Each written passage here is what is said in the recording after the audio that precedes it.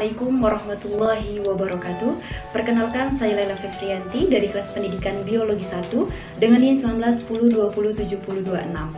Pada video kali ini saya akan menampilkan simulasi pembelajaran di kelas 12 pada materi pertumbuhan dan perkembangan. Selamat menyaksikan. Assalamualaikum warahmatullahi wabarakatuh. Waalaikumsalam warahmatullahi wabarakatuh. Oke, apa kabar semuanya anak-anak? Baik, Bu. Alhamdulillah. Mulai saja ya. Alhamdulillahirrahmanirrahim. Assalatu wassalamu ala asrafil anbiya wal mursalin wa ala alihi wa sahbihi ajma'in. Baik anak-anak, pada pertemuan kali ini kita diberikan kesempatan oleh Allah Subhanahu wa taala untuk dapat bertemu lagi walau dalam keadaan social distancing seperti sekarang ini ya. Baik, untuk memulai kegiatan kita pada hari ini, alangkah baiknya kita mengucapkan lafaz basmalah. Bismillahirrahmanirrahim. Sebelum kita memulai pelajaran, kita absen dulu ya. Dwi Neri Astuti, hadir. Badila Maharani, Hadir, Bu. Iklima Rizky Umami, Hadir, Bu. Martin Handian, Sakit. ada suratnya? Nggak ada, Bu. Rahma Salsabila. Hadir, Bu. Oke, baik, sudah di absen semua kan? Baik. Baik anak-anak, silakan buka bukunya ya. Jadi, aku mau tanya, kita minggu ini materi apa?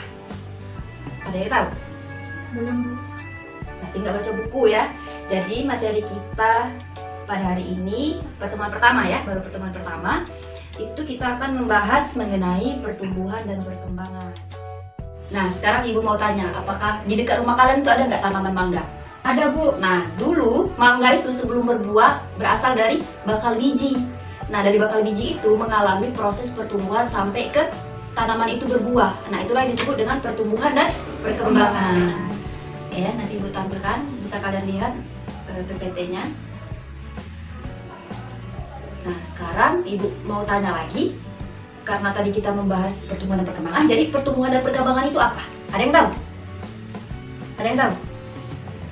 Jadi Ibu jelaskan ya di sini bahwa pertumbuhan itu adalah peristiwa perubahan yang terjadi pada makhluk hidup, itu berupa pertumbuhan ukuran volume, kemudian tinggi dan ukuran massa. Nah, yang ini bersifatnya itu irreversible. Bisa bertanya, Bu? Ya, kenapa?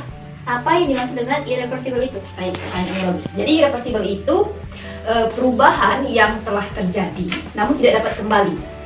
Kalau bisa kita contohkan, ada yang bisa mencontohkan? Contohnya dari irreversible ini. Saya, Bu. Ya, Dwi. Tinggi tanaman mungkin, Bu. Nah, benar, tinggi tanaman. Nah, apa kalian pernah melihat tanaman itu dari tinggi kemudian tiba-tiba memendek? Tidak kan? Tidak pernah. Nah, itulah yang sebenarnya irreversible, karena sebuah tinggi itu tidak pernah bisa kembali ke asalnya. Paham sampai di sini? Paham, Bu. Oke, kita lanjut ke perkembangan. Nah, perkembangan ini catat ya, nanti ada soal loh. Jadi perkembangan itu suatu proses perkembangan makhluk hidup menuju tingkat kedewasaan yang ditandai dengan adanya perubahan struktur, kemudian fungsi-fungsi masing-masing organnya, hingga perubahan yang terjadi ini semakin kompleks. Nah, dengan kata lain, perkembangan ini adalah penyempurnaan dari proses pertumbuhan tadi. Nah, ada yang tahu alat ukur pertumbuhan? Ada yang tahu? Kalau biasanya itu loh, kalau manusia itu kalau mau mengukur tinggi badan pakai alat ukur, itu namanya aksonometer ya, jangan lupa itu aksonometer. Nah, contoh perkembangan di dalam tumbuhan itu biasanya pelebaran daun, kemudian menghasilkan bakal buah, itu bagian dari perkembangan. Kemudian faktor-faktor yang mempengaruhi pertumbuhan dan perkembangan, ada yang tahu faktor-faktor yang mempengaruhinya? Cahaya matahari mungkin, Bu. Ya, benar. Ada yang mau nambahkan? Suhu, pintar. Semuanya jawabannya benar ya. Jadi ada dua faktor utama yang mempengaruhi pertumbuhan dan perkembangan. Yang pertama kita bahas dulu, ada yang namanya faktor luar. Nah, faktor luar ini masuk salah satu contohnya itu air dan mineral. Nah, air dan mineral ini merupakan yang sangat berpengaruh pada pertumbuhan. Terlebih lagi pada tajuk akar, karena kelebihan ataupun kekurangan air dan mineral ini akan menghambat atau menyebabkan pertumbuhan-tumbuhan itu tidak normal. Jadi ada kadang tanaman itu lagi masa pertumbuhan kemudian mati sebelum waktunya karena itu kekurangan air dan mineral. Kemudian kelembaban, nah ini merupakan faktornya juga karena membantu mempercepat pertumbuhan. seperti perkecambahan bijinya, kemudian pertumbuhan spora jamurnya. Paham ya? Kemudian faktor suhu. Nah, suhu ini mempengaruhi kerja enzim. Suhu yang ideal itu biasanya suhu yang optimum untuk pertumbuhan. Kemudian ada cahaya. Nah, cahaya ini benar kata Dwi tadi, karena dalam fotosintesis khususnya itu sangat memerlukan yang namanya cahaya. Nah, yang terakhir ini ada faktor dalam. Faktor dalam ini maksudnya itu yang berasal dari tanaman itu. Yang pertama ada yang namanya faktor hereditas.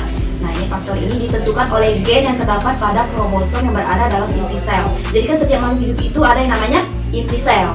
Nah, gen itu berfungsi sebagai penentu sifat pada setiap makhluk hidup yang diwariskan dari induk kepada anaknya. Maksudnya apa? Jadi jika tanaman itu memiliki karakteristik yang pendek, maka biasanya keturunannya juga seperti itu. Yang kedua adalah hormon. Nah, ini ada beberapa hormon yang mempengaruhi pertumbuhan dan perkembangan pada tumbuhan. Yang pertama itu ada auksin. Tahu auksin? Nah, ini dihasilkan di ujung meristem apikal, tahu nggak?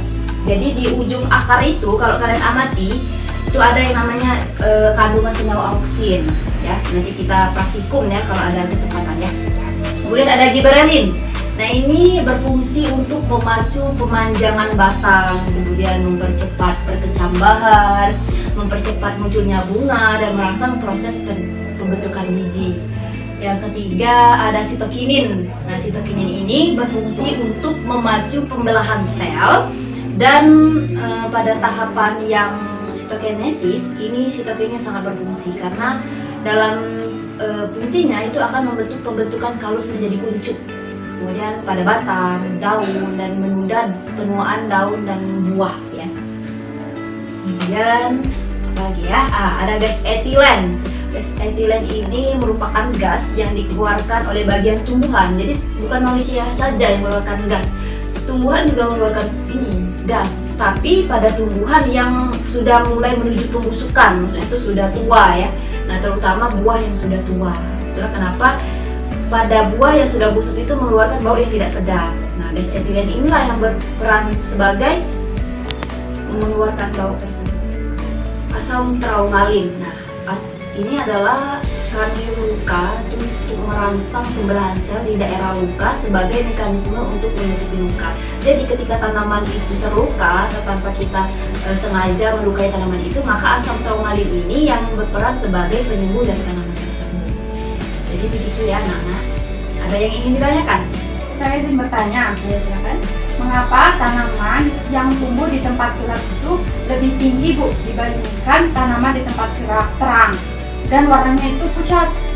Baik, bagus ya pertanyaannya Dwi ya. Pertanyaannya tadi, kenapa tanaman yang tumbuh di tempat yang gelap pucat? Nah, ini karena kembali lagi ke materi kita tadi, itu dipengaruhi yang namanya hormon etiolasi atau peristiwa etiolasi. Apa itu etiolasi? Dwi sudah tahu apa itu etiolasi? Belum ya? Nah, etiolasi itu peristiwa di mana kurangnya cahaya yang didapat akibat hormon auksin. Nah, hormon auksin tadi sudah tahu kan? Itu berfungsi sebagai proses pertumbuhan dan perkembangan. Maksudnya itu hormon inilah yang bekerja untuk pertumbuhan suatu tanaman. Jadi ketika kurangnya cahaya matahari, ini hormon auksin bekerja lebih aktif dan menyebabkan sel-sel tumbuh itu lebih cepat.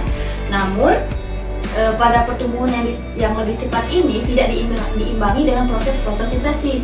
Hal inilah yang mengakibatkan terhambatnya pembentukan klorofil. Nah, itulah kenapa warnanya itu lebih pucat, benar kan? Lebih pucat, kadang lebih putih. Nah, inilah karena klorofil atau pembentukan klorofil pada daun itu tidak bekerja dengan baik karena kurangnya cahaya matahari. Dan tanaman yang dihasilkan dari proses pertumbuhan di tempat gelap itu lebih pucat. Sampai di sini paham, Dwi? Paham, Bu. Ada lagi mau bertanya? Ada lagi? Iklimah mau bertanya? Rahma? Tidak ada. Kita sekarang kalau tidak ada yang bertanya, Ibu anggap sudah paham ya materi ini ya. Jadi Ibu mau memberikan evaluasi pada pertemuan ini. Kalian buka bukunya ya, siapkan pena, berikan kesimpulan dari diskusi atau materi kita pada hari ini. Saya ditunggu dari sekarang. Kita istirahat lagi ya. Oke. Suruh baca kesimpulan, Ibu kasih soal dulu ya. Nanti yang bisa jawab Ibu kasih nilai ya. Pertanyaannya, apa yang dimaksud dengan irreversible? Ada yang bisa jawab? Oke Bu. Ya, Ima, apa jawabannya? Irreversible itu yakni perubahan yang telah terjadi dan tidak dapat kembali diulang. Terima ya. Yang lain, kalau udah tahu jawabannya nggak apa-apa, langsung jawab aja, jangan usah takut. Sepertinya sudah paham ya Ibu. Anggap sudah paham. Kita masuk ke kesimpulan ya. Ada yang mau bacain kesimpulan dari materi kita hari ini? Dwi, Rahma, Ikrima, bacain kesimpulannya, bisa? Bisa Bu. Ya coba. Dari yang Ibu jelaskan dapat saya simpulkan bahwa pertumbuhan adalah peristiwa perubahan yang terjadi pada makhluk hidup berupa pertumbuhan ukuran, volume, tinggi, dan massa yang bersifat irreversibel. Perkembangan yaitu suatu proses perkembangan makhluk hidup menuju tingkat kedewasaan yang ditandai dengan adanya perubahan struktur dari fungsi masing-masing organ tubuh. Nah, baik, Ibu rasa paham ya dengan materi yang Ibu sampaikan tadi ya. Untuk pertemuan pertama ini sepertinya cukup sampai di sini mengenai pertumbuhan dan perkembangan. Nanti materi ini kita lanjut lagi di pertemuan kedua ya, mengingat waktu sudah mau istirahat. Jangan lupa nanti siapkan bawa ini ya, kertas kartun nanti untuk menjawab soal ya. Nanti di pertemuan kedua kita akan ada quiz. Kelompoknya boleh kalian bagi sendiri ya, atau mau Ibu yang bagi? Sendiri aja Bu. Ibu nanti minta nama-namanya ya, kirim ke Ibu ke kantor. Baik, sepertinya cukup materi kita pada hari ini. Ibu mohon maaf jika ada salah kata, dan sama-sama mengucapkan alhamdulillah. Alhamdulillahirobbilalamin. Wassalamualaikum warahmatullahi wabarakatuh. Waalaikumsalam warahmatullahi wabarakatuh.